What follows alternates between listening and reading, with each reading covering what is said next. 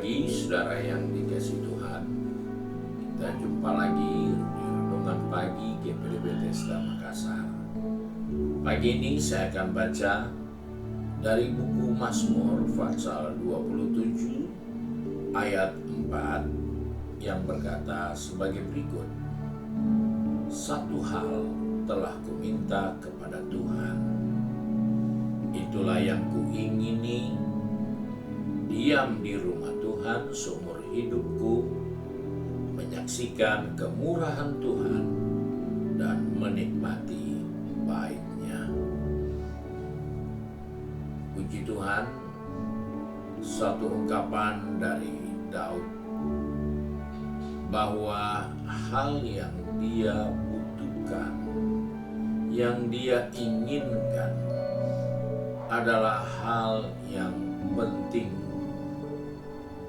Karena dia tahu jika dia sudah tua, jika dia sudah usur, dengan kata lain jika kita sudah pensiun, kita akan memilih tempat di mana kita akan tinggal.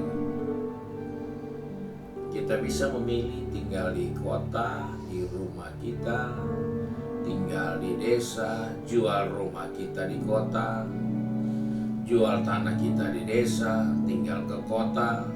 Itu pilihan-pilihan yang seringkali kita yang menentukan, karena kita sudah tahu tujuannya. Ketika saya tinggal di kota, saya akan bertahan seperti apa. Kalau saya tinggal di desa, saya akan bertahan dan tinggal seperti apa di desa. Hal itulah yang merupakan keinginan, merupakan kebutuhan, merupakan hal yang penting dalam diri seseorang. Dan itu hal yang seringkali kita tahu dalam kehidupan ini, karena dalam perjalanan kehidupan ini ada begitu banyak keinginan dalam hati kita. Ada orang yang berkata, saya usia 50 tahun harus punya rumah pribadi yang ukurannya sekian, lokasinya di daerah seperti ini, dengan mobil pribadi, dengan sepeda motor, dan keluarga yang berbahagia, anak-anak yang sekolah di luar negeri, dengan tabungan yang sekian banyak. Itu tidak salah, itu keinginan, itu harapan, itu cita-cita. Tetapi ada juga orang yang berkata, saya harus pada usia sekian saya harus punya jabatan di organisasi, saya punya jabatan di kantor, saya punya kedudukan harus seperti ini. Dan begitu banyak permintaan yang kita bisa temukan dalam setiap pribadi. Ada yang bisa sama, namun ada yang berbeda-beda. Dan kita tidak sadar bahwa ketika kita menaruh keinginan kita, permohonan kita, keinginan kita kepada banyak hal, dan kita terus berusaha mengejarnya, kita akan kelelahan karena kita tidak bisa capai satu pun di dalamnya, karena begitu banyak yang kita tuntut, yang kita harap, yang kita kejar, yang kita buat. Ini terjadi dalam rumah tangga Maria, Marta, dan Lazarus. Ketika Yesus datang, dua orang wanita ini sibuk melayani. Satu sibuk mempersiapkan kebutuhan fisik, makan dan minum. Yang satu sibuk hanya khusus untuk mendengar dan memperhatikan kebenaran yang Yesus sampaikan. Keinginan-keinginan yang baik itu ditentukan oleh pilihan kita. Marta milih untuk sibuk, Maria juga sibuk. Tetapi pilihan kesibukan itu ada yang berguna untuk hidup jangka panjang dan ada yang hanya sementara dan diliputi dengan kekhawatiran dan ketakutan. Dari persoalan inilah kita menemukan bahwa ada begitu banyak orang punya keinginan. Dan saat ini kita melihat Daud berkata, keinginan aku supaya aku bisa tinggal di rumah Tuhan seumur hidupku. Bukan nanti aku pensiun baru aku tinggal di sisa waktu hidupku.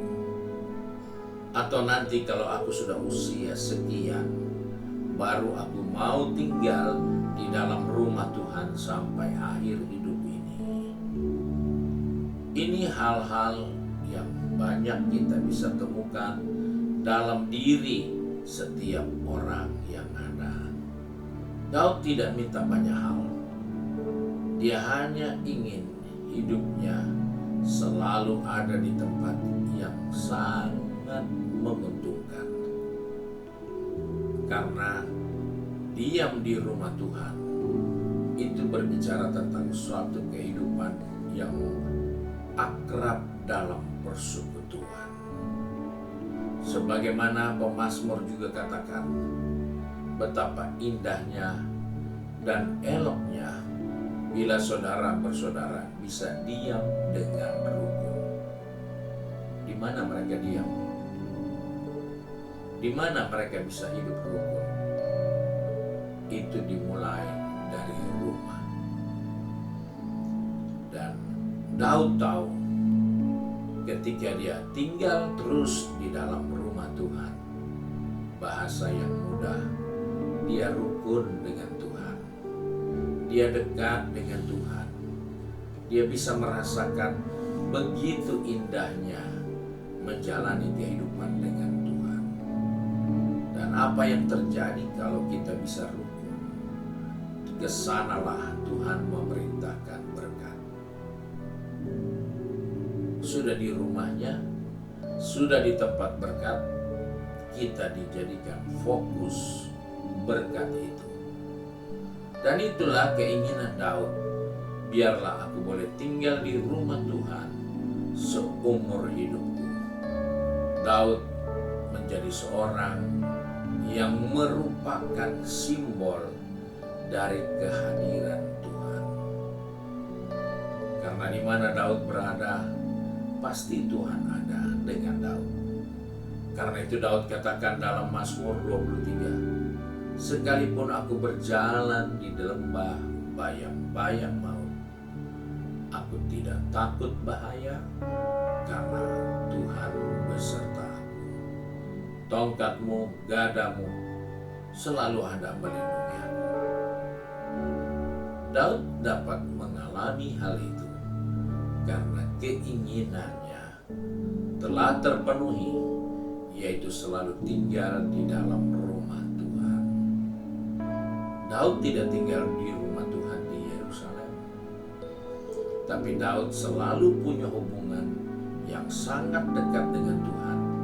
Walaupun di padang dia sedang mengembalakan kambing domba, dia punya hubungan dengan Tuhan di dalam pelayanan mengembalakan kambing domba orang tuanya yang hanya beberapa ekor saja.